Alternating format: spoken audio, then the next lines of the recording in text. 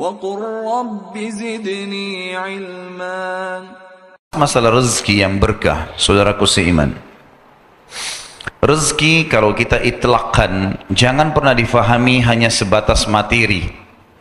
Karena kebanyakan orang memahami rezeki itu ya hanya sekedar makanan, minuman, pakaian, kendaraan, atau transportasi, ataupun rumah.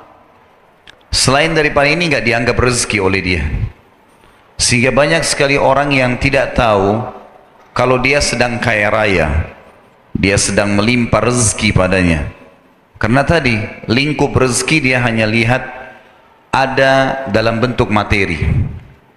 Saya akan rincikan misalnya, setiap saat teman-teman sekalian bangun tidur bisa melihat sesuatu, bisa membedakan warna-warna. Bahkan saya sekarang bisa melihat kepada jemaah sekalian dan jemaah melihat ke saya, ini sebuah rezeki yang tidak terhingga. Penglihatan seseorang, cahaya yang bisa ditangkap oleh matanya sehingga dia bisa memantulkan kembali apa yang dia jadikan sebagai targetnya.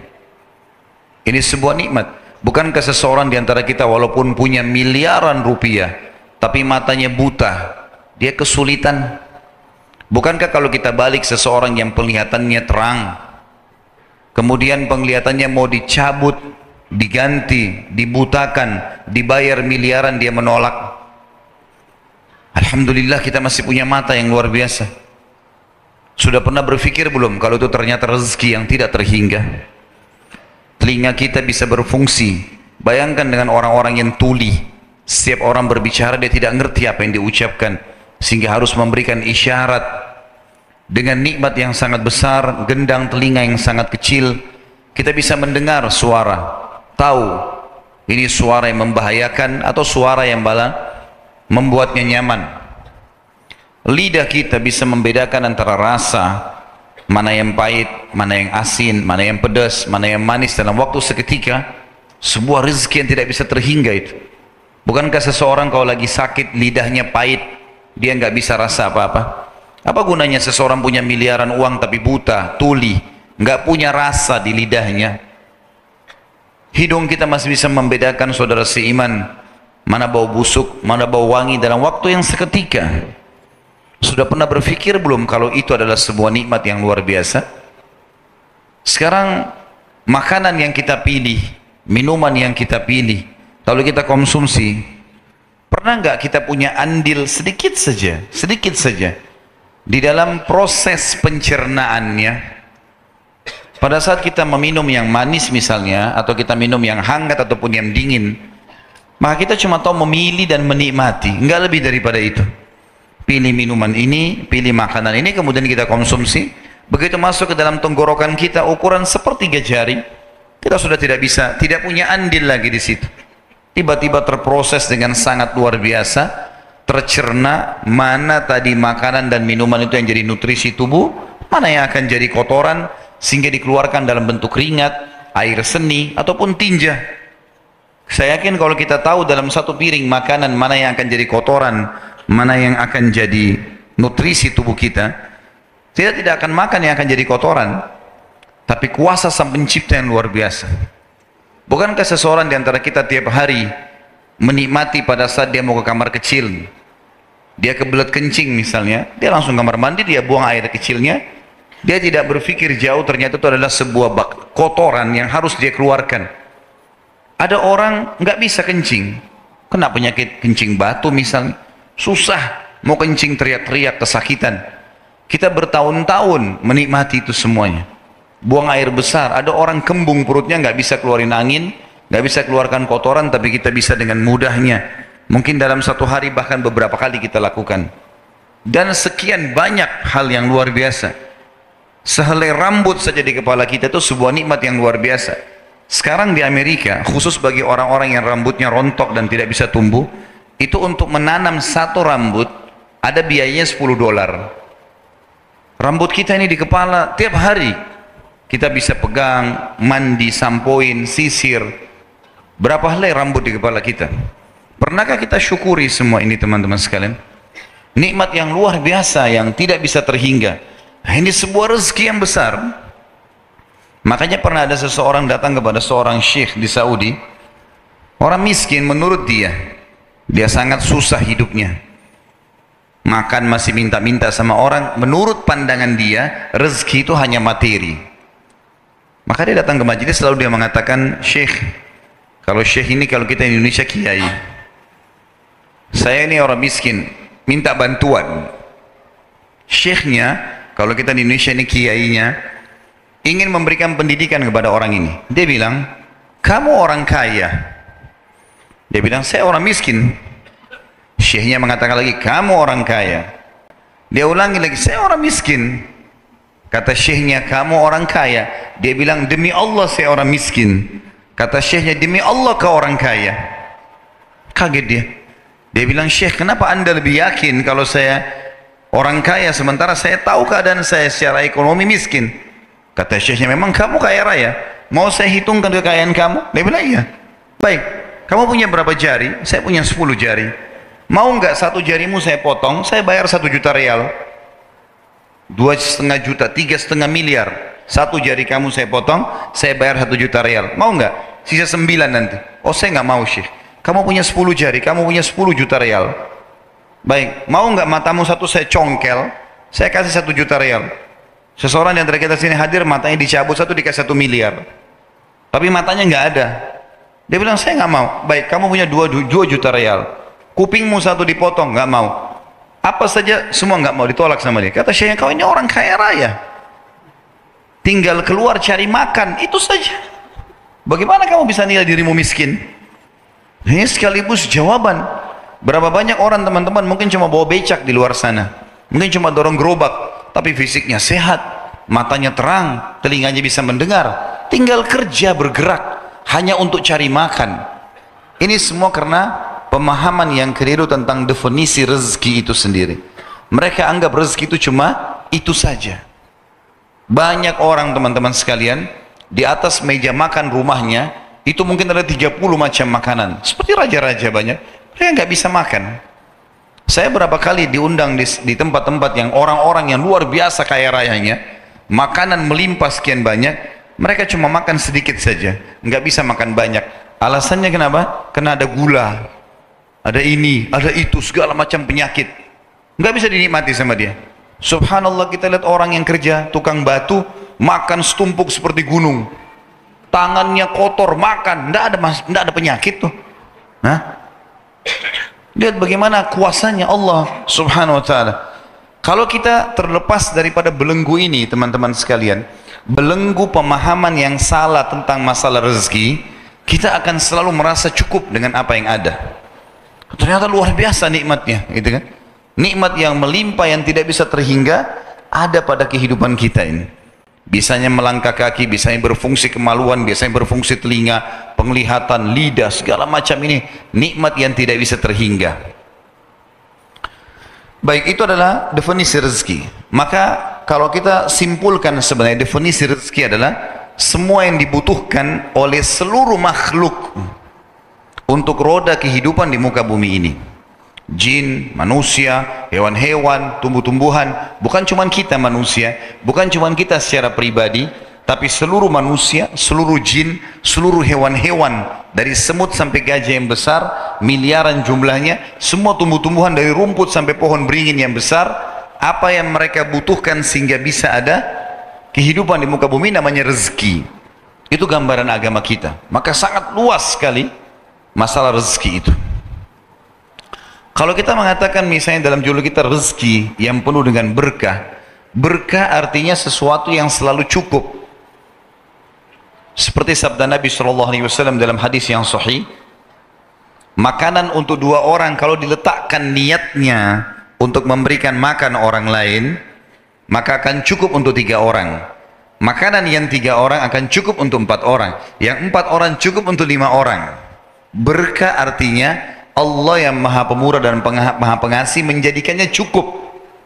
Ada orang subhanallah gajinya 2 juta 1 bulan, tapi cukup dia hidup, anaknya 2, mertuanya numpang sama dia atau orang tuanya. Ada orang 50 juta per bulan, nggak cukup-cukup.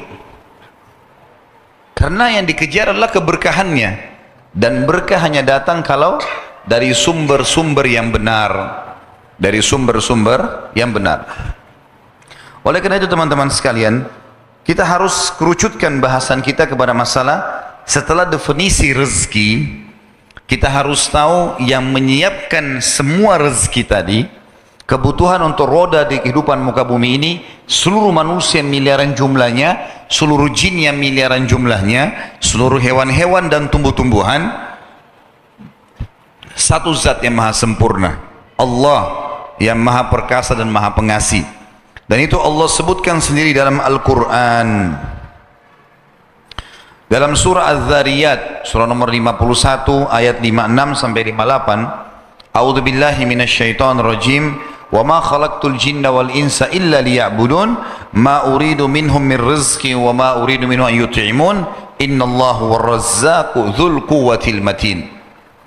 Aku tidak ciptakan jin dan manusia, semua kalian miliaran jumlahnya. Kata Allah, aku tidak ciptakan, adakan kalian di muka bumi ini kecuali untuk mengabdi kepadaku. Tunduk, Allah bilang kerjakan, kerjakan, Allah larang, larang. Itu tujuan penciptaan kita. Halal silakan nikmati, halal tinggalkan. Kata Allah, aku tidak pernah berharap balasan rezeki dari mereka. Allah tidak minta Allah turunkan hujan lalu kita manfaatkan hujan tersebut lalu kita kembalikan ke langit, enggak. Allah enggak butuh Allah terbitin matahari cahayanya bermanfaat buat kita kemudian kita kembalikan lagi ke Allah, tidak. Dan aku tidak pernah, kata Allah, meminta kepada mereka makanan. Ketahuilah sesungguhnya Allah adalah zat pemberi rezeki yang tidak pernah habis stok rezekinya, dan dia sebaik-baik tempat bersandar. Di dalam sebuah hadis qudsi diriwayatkan oleh Imam Bukhari, kata Nabi SAW, Allah berfirman, wahai hamba-hambaku, sesungguhnya aku haramkan kezaliman terhadap diriku dan aku jadikan haram di antara kalian. Tidak usah ambil haknya orang lain, haram buat itu. Buat diriku aku haramkan, kata Allah, aku haramkan buat kalian. Maka jadikanlah itu sesuatu yang haram di antara kalian. Jangan sentuh wilayahnya orang lain. Makanannya, minumannya, pakaiannya, apa saja jangan sentuh. Jangan cemburu pada orang lain, kata Allah. Ketahuilah, kata Allah SWT, wahai hamba-hambaku, kalau seandainya kalian semua jin dan manusia beriman kepadaku dengan satu iman, semua kita beriman seperti Nabi Muhammad SAW. Semua manusia dari suku manapun di muka bumi ini semuanya imannya seperti Nabi Muhammad SAW. Maka tidak akan mengurangi, tidak akan menambah ataupun mengurangi sedikit pun dari kerajaan dan kekuasaanku. Dan ketahuilah wahai hamba-hambaku, kalau seandainya kalian semuanya kufur dengan kufur yang satu, kata sebagian ulama hadis seperti kufurnya Fir'aun, semua kita mengaku sebagai Tuhan, nantang Allah, naudzubillah, maka tidak akan mengurangi sedikit pun dari kerajaan dan kekuasaanku. Dan ketahuilah wahai hamba-hambaku jin dan manusia, kalau kalian semuanya berkumpul di sebuah lembah, kemudian kalian semuanya minta masing-masing yang dia butuhkan, lalu aku berikan seperti apa yang mereka minta, niscaya tidak akan mengurangi sedikit pun dari kekayaan dan kekuasaanku kecuali seperti jari telunjuk atau riwayat lain jarum yang dicelupkan ke lautan lalu diangkat, maka tidak berkurang sedikit pun air lautan itu. Allah tidak butuh dengan kita, kita yang butuh dengannya. Manusia, bahkan kita saja sini teman-teman sekalian, tidak bisa memenuhi kebutuhan kita sendiri. Kalau kita mau hitung kadar kebutuhan kita, cahaya yang dibutuhkan oleh mata, suara yang dibutuhkan oleh telinga, oksigen dibutuhkan oleh hidung, ya, semuanya, mulut yang akan mengunyah makanan, merawat diri kita dari bau-bau badan, keringatnya, kotoran telinga, kotoran mata, kotoran gigi. Bahkan itu sekarang dijadikan sebagai perusahaan-perusahaan bagi manusia. Ada perusahaan menjual odol untuk bersihkan giginya manusia, ada perusahaan untuk bersihkan keringatnya manusia, ada perusahaan untuk obat-obatan untuk mengobati penyakitnya manusia. Semua dalam diri kita ini dibuat oleh Sang Pencipta Allah Subhanahu wa taala adalah kebutuhan. Tapi manusia tidak bisa memenuhi kebutuhannya sendiri. Satu hari saya kalau kita butuh kebutuhan kita penuhi, ini mahal sekali biayanya. Mahal luar biasa. Saya lihat subhanallah kemarin ada salah satu anak saya dirawat di rumah sakit. Pada saat anak itu kesian, alhamdulillah Allah sudah sembuhkan. Sempat dimasukkan beberapa alat, yang di kaki, yang di tangan, yang di hidung, yang di segala macam. Saya sempat tanya perawat di rumah sakit, ini untuk apa aja semua ini? Oh ini untuk pernafasannya, oh ini untuk ini untuk darahnya, ini untuk ini untuk itu, segala macam hal. Itu pun masih belum ada alat yang belum dipasang karena tidak cukup tempatnya. Saya tiba-tiba berpikir pada saat itu, subhanallah, yang membuat saya tanpa alat bisa hidup. Darah di dalam tubuh kita mengalir, daging di tubuh kita dengan bertahun-tahun melekat di otot kita melekat di tulang, tidak rusak-rusak. Padahal darah itu begitu kena udara saya sedikit sudah rusak. Bagaimana bisa? Di mulut kita ada rongga, di hidung kita ada rongga. Bagaimana bisa tidak rusak semua di dalam tubuh kita ini? Kuasa samping cipta Allah yang menjaga semua itu. Di dalam ayat yang lain teman-teman sekalian, Allah juga memperkenalkan dirinya sebagai pencipta. Di dalam surah Ar-Rum, surah nomor 30 ayat 40, A'udzu billahi minasyaitonir rajim, huwallazi khalaqakum. Dialah satu-satunya Allah yang telah menciptakan kalian dan mencipta dari tidak ada menjadi ada. Jadi telur menjadi anak ayam, biji menjadi pohon, sperma setelah telur menjadi manusia kayak kita.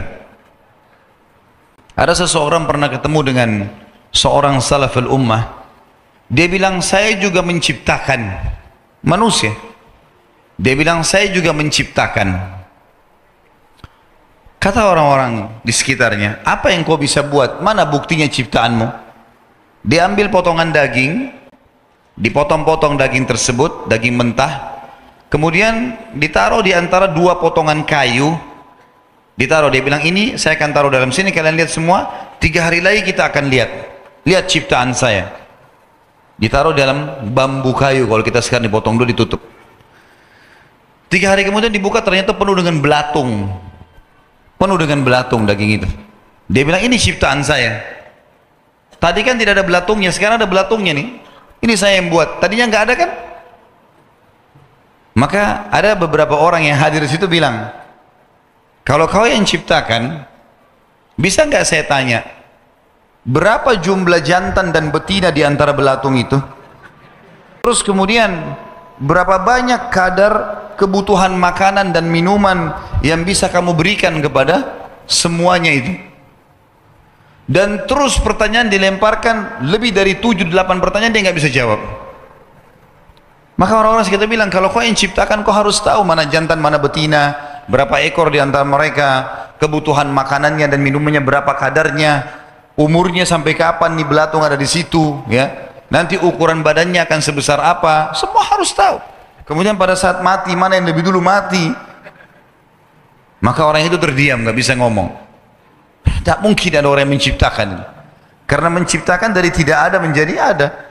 Telur kita beli di pasar bisa digoreng, enak dimakan. Tapi kalau dibiarkan di induk ayam, keluar jadi anak ayam, bisa berkokok, bisa jalan. Harus ada penciptanya. Tidak mungkin tiba-tiba terjadi begitu saja. Dan kita sebagai seorang muslim diberikan sebuah kata rahasia, la ilaha illallah. Enggak ada yang menciptakan, mengadakan, mengurus, memiliki, memusnahkan kecuali Allah. Enggak usah capek-capek cari Tuhan.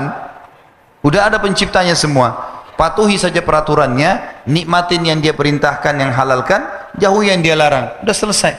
Kemudian dijanjikan juga nanti akan masuk ke surga yang abadi dengan segala macam fasilitasnya. Allah mengatakan, huwallazi khalaqakum, dialah satu-satunya yang telah menciptakan kalian dari tidak ada menjadi ada. Thumma razaqakum, dan memenuhi semua kebutuhan kalian. Thumma yumitukum, lalu dia yang akan membinasakan kalian. Thumma yuhyikum, dan dia akan membangkitkan kalian.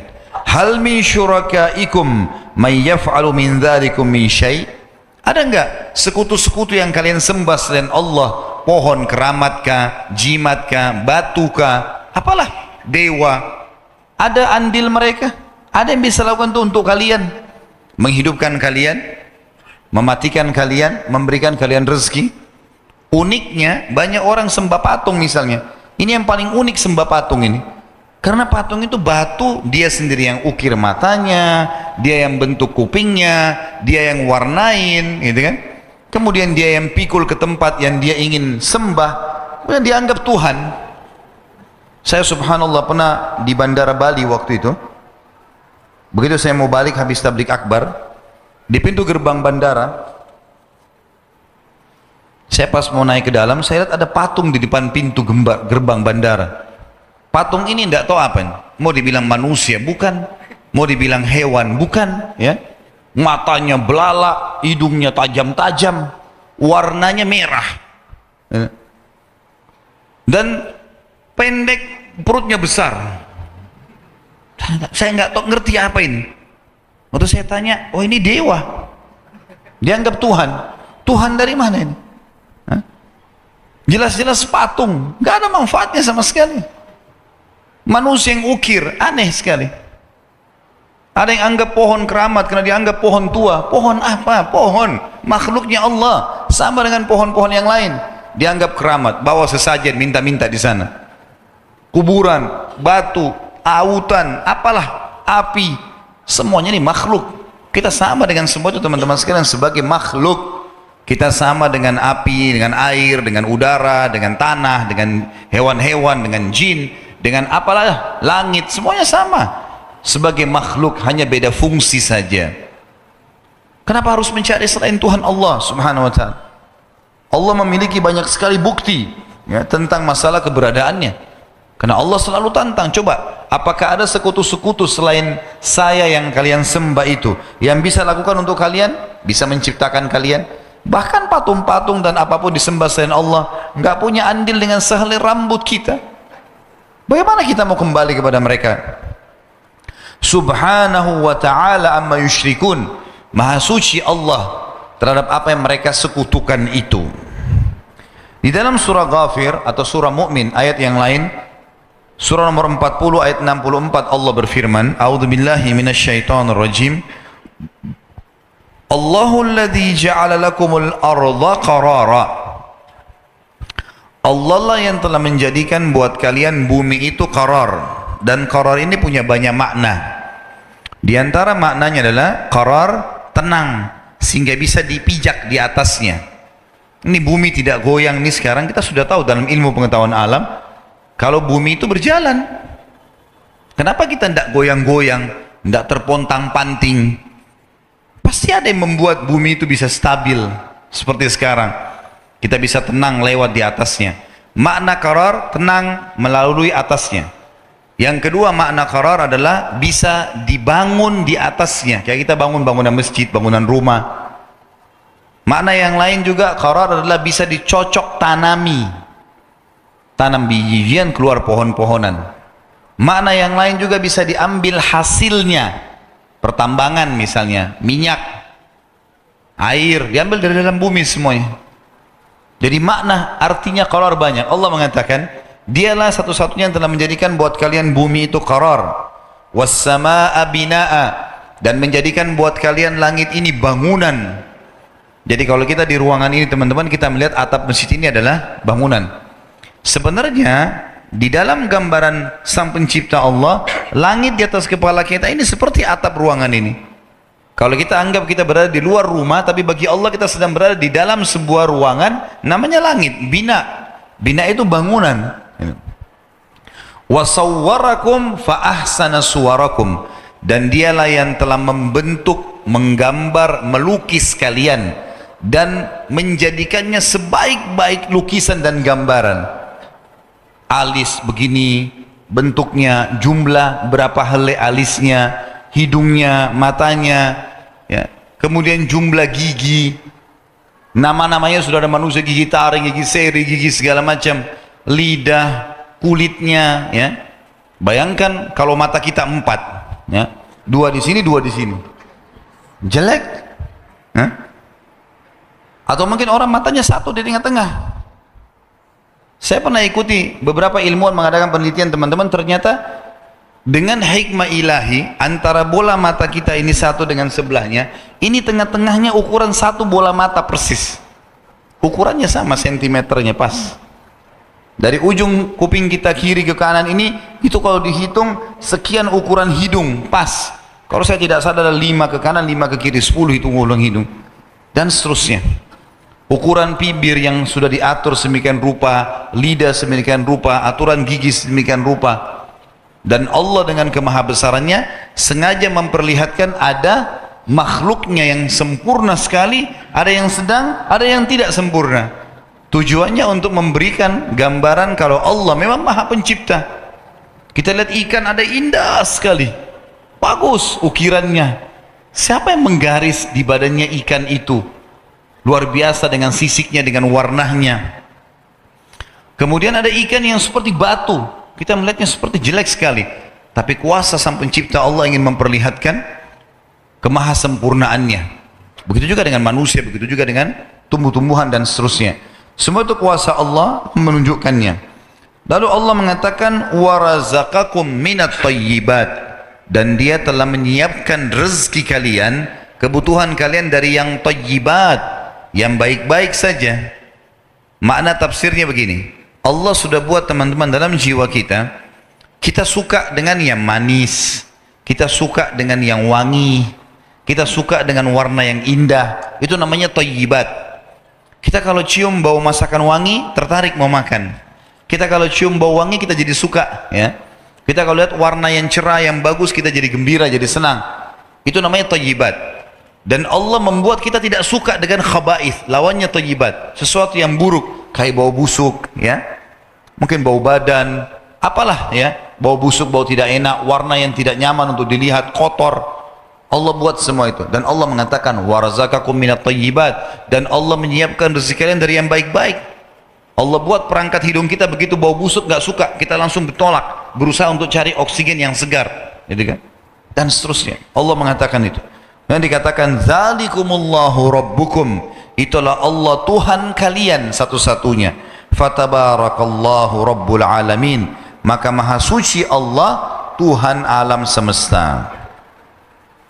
Tentu banyak sekali ayat-ayat berhubungan dengan ini teman-teman sekalian, tapi saya akan 4 ayat atau 5 ayat. Di antaranya ayat kita yang terakhir surah Qaf, surah nomor 50 ayat 6 sampai ayat 11, menjelaskan tentang masalah Allah lah satu-satunya pemberi dan penyiap segala kebutuhan kita, maka hanya kembali kepada Dia saja.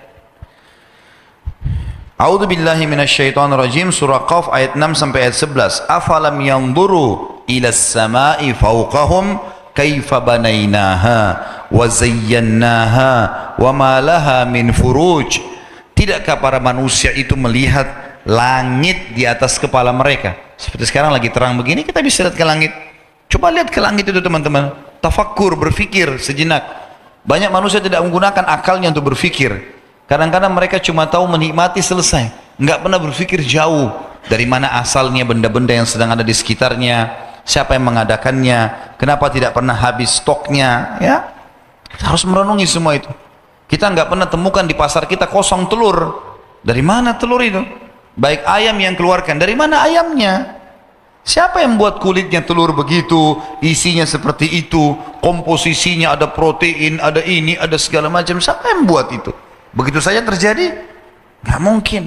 Kadang-kadang kita cuma beli telur, taunya oh dibuat mata sapi atau dibuat dadar, selesai, makan enak. Itu salah satu substansialnya, tapi harus lebih besar. Siapa yang buat itu? Gitu kan? Anggur yang kita lihat di buah-buahan di tangkainya, siapa yang pasang teman-teman? Siapa yang lekatkan anggur di tangkainya? Coba berpikir gitu. Jangan cuma tahu saya masuk di supermarket pengen beli anggur, ini hijau, ini merah, ini hitam, udah ambil aja yang hitam, selesai. Karena ini manis, coba oh manis, selesai, udah. Sebatas itukah? Itu sempit sekali. Coba pikir siapa yang tancap anggur di tangkai-tangkainya, siapa yang buat kulitnya selembut itu, siapa yang buat aromanya, cita rasanya, bijinya di dalam, dan kenapa tidak pernah habis stoknya anggur itu? Tidak pernah habis. Kalau kita temukan ada orang yang buat misal perkebunan anggur, itu cuma sebagian kecil teman-teman. Di hutan sana banyak anggur tumbuh liar, nggak ada yang urus. Begitu saja dengan pisang, kita lihat di tangkainya. Siapa yang menata pisang itu? Antum kalau beli pisang di tangkai-tangkainya masih siapa yang tata itu begitu rapi? Begitu saja. Siapa yang buat kulitnya begitu lembut, isinya begitu? Siapa yang buat? Dan tidak pernah habis stoknya itu. Ada aja terus. Pisang itu, mangga, apel, durian, semua buah-buahan ini. Dari mana semua? Ada kira-kira yang bisa mengatakan, oh saya yang buat. Teman-teman tahu, orang yang membantah ketuhanan Allah itu namanya ateis. Dan orang-orang ateis ini, kita simpulkan sederhana pemikiran mereka. Mereka mengatakan tidak ada Tuhan. Dan mereka anggap semua ini terjadi begitu saja. Yang dianggap penduduk bumi yang paling canggih manusia. Nah sekarang kita ini manusia. Kita sekarang dianggap oleh orang ateis yang tidak ngaku Tuhan Allah. Kita ini adalah makhluk yang paling luar biasa deh. Penduduk bumi yang paling canggih. Kita mengalahkan semut, mengalahkan gajah, mengalahkan semua. Karena kita bisa buat bangunan. Kita punya kendaraan, kita punya sekarang smartphone dan seterusnya. Baik, kita tanya sekarang manusia. Kita nih hadir semua manusia. Apa andil kita teman-teman di setetes air yang kita minum? Ada yang bisa buat setetes air? Apa andil kita di sehelai rambut yang tumbuh di kepala kita? Apa andil kita di sekitar kita, di tubuh kita sendiri? Kita nggak ada andilnya sama sekali. Buka mata, ini semua sudah ada. Begitu saya terjadi tanpa ada pencipta, nggak mungkin itu. Ya. Maka ini semua harus direnungi teman-teman. Kata Allah, tidakkah mereka angkat kepala mereka ke langit? Lihat bagaimana langit kami dirikan, kami bangun dan kami hiasi dengan bintang-bintang dan tidak ada celahnya, tidak ada celah retaknya. Dalam surah Al-Mulk Allah juga mengatakan, a'udzubillahi minasyaitonirrajim, alladzi khalaqa sab'a samawatin tibaqan ma tara fi khalqir rahmani min tafawut farji'il basara hal tara min futur thumma irji'il basara karratain yanqalib ilaikal basaru khasi'a wa huwa hasir. Kata Allah, Allah lah yang telah menciptakan langit 7 lapis bersusun-susun. Maka engkau tidak akan menemukan sedikit pun celah kekurangan di ciptaannya sang pencipta yang maha pemurah. Coba kamu angkat matamu ke langit, kata Allah. Niscaya kamu akan turunkan pandangan matamu dari langit dalam kondisi capek, sementara kau belum menemukan sedikit pun celah kekurangannya. Dan coba angkat sekali lagi, kata Allah dalam surah Al-Mulk ayat 3. Angkat lagi pandanganmu ke langit, lihat lagi. Niscaya kau akan turunkan setelah kamu jenuh nanti pandangan matamu, sementara kau tidak sama sekali menemukan celah kekurangannya. Lalu kata Allah selanjutnya ayat 7-nya, wal arda madadnaha, dan bumi kami hamparkan, wa alqaina fiha rawasiya, dan kami tancapkan di atasnya gunung-gunung, wa ambatna fiha min kulli zawjin bahij, lalu kami sebar hewan melata, maksud dalamnya manusia, hewan-hewan semuanya berpasang-pasangan, tabsirah, sebagai ilmu pengetahuan, wa dzikra, dan peringatan, likulli abdim munib, untuk setiap hamba yang cerdas. Wa nazzalna minas samai ma'an mubaraka, di ayat 8-nya, dan kami turunkan dari langit air yang penuh dengan berkah, air hujan maksudnya. Fa ambatna bihi jannatin wa habbal hasid, lalu kami tumbuhkan dengan air hujan itu biji-bijian, tumbuh-tumbuhan yang siap, tumbuh-tumbuhan dan biji-bijian yang siap untuk menjadi tanaman atau tunas yang baru. Wan nakhla basiqatin laha tal'un nadid, dan juga kurma-kurma, pohon-pohon kurma yang memiliki mayang-mayang yang banyak.